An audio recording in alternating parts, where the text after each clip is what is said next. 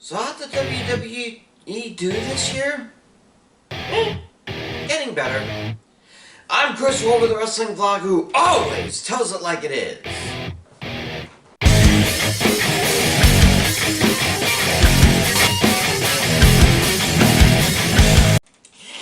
Ugh. What is it with December PLEs that make me stink at them? At least I stay above 500 for the year. Not bad if I do say so myself. Well, for this column, I'm gonna give a sort of state of the WWE Universe address and tell you how I think the company did in their first full calendar year in front of live audiences since the pandemic started. And you know, at this point, as many people should be vaccinated as can be, and if you're not, then either you should board up your windows and doors or move to Greenland or the like, because it ain't going away no matter what Biden said, okay? Anyway, the big story of the year was when Vince McMahon finally gave up control so he could retire and spend more time with his lawyers to come up with a credible defense for his actions. Good luck with that. And who would have thought that 25 years after Degeneration X came to be, they'd be running the damn place? Or at least the creative part of the place. Considering how low things were getting with Vince in charge of creative, it was a damn good thing when Triple H and Shawn Michaels took his place. This, of course, led to Hunter rehiring a bunch of people Vince let go during the lean months, most notably Braun Strowman and Bray Wyatt. I guess he learned the lesson his father-in-law forgot. To make millions, sometimes you have to spend millions. Now, only a few have been back to their full potential so far, like Kai and Sky, but give them time to build themselves up, and they'll be filling the stands at SoFi Stadium in April for them. Speaking of, this was the year they had a full-fledged two-day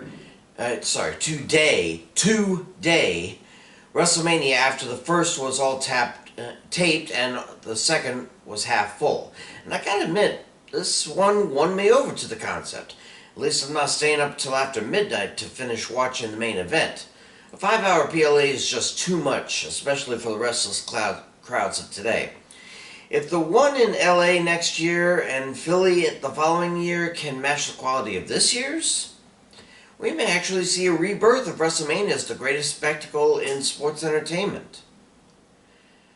Apparently, this was also the year that it was decided that all major PLEs except Survivor Series got held in football stadiums, with SummerSlam being in the Vegas Raiders' home last year and the Titans' home this year, and the next Royal Rumble being back in the Alamo Dome. The WWE wants big crowds for more than just WrestleMania, but why is Survivor Series left in the lurch? Especially if they're gonna have war games there from here on out. At least have that one in a baseball stadium like those two Rumbles before the pandemic. I think 30,000 plus will want to see that dual-caged action. Meanwhile, in NXT, they only snuck out of the Performance Center once for a PLE. Vengeance Day and Stand and Deliver are being planned for Charlotte and LA respectively, so maybe the days of TakeOver are back.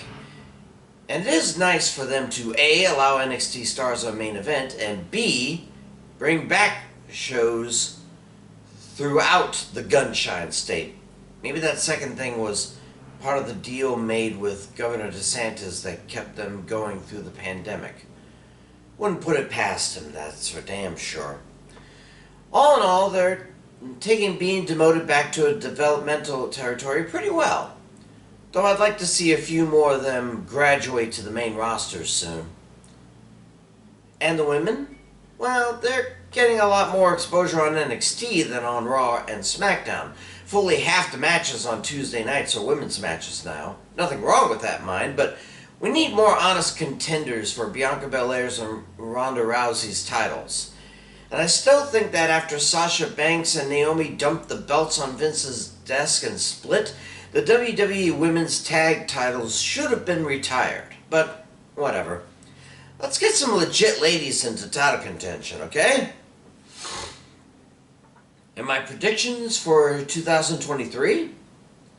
Well, I think that whoever wins the Royal Rumble will only be allowed to go after one of Roman Reigns' titles, leading to the other brand getting a contender for the other one. Makes for an interesting WrestleMania. Between that and the Usos finally losing to Sami Zayn and Kevin Owens, the bloodline will finally be decimated, and both USA and Fox will be happy to have a primary title on their shows again. WrestleMania 39 will surprise even me, and provided we're not turned to dust in the ICBM-driven wind, it'll be a very good year for the WWE Universe. Here's hoping, anyway. I'm off for Christmas. I'll see you in the next year. I'm Chris Wolvie, the wrestling blog who always tells it like it is.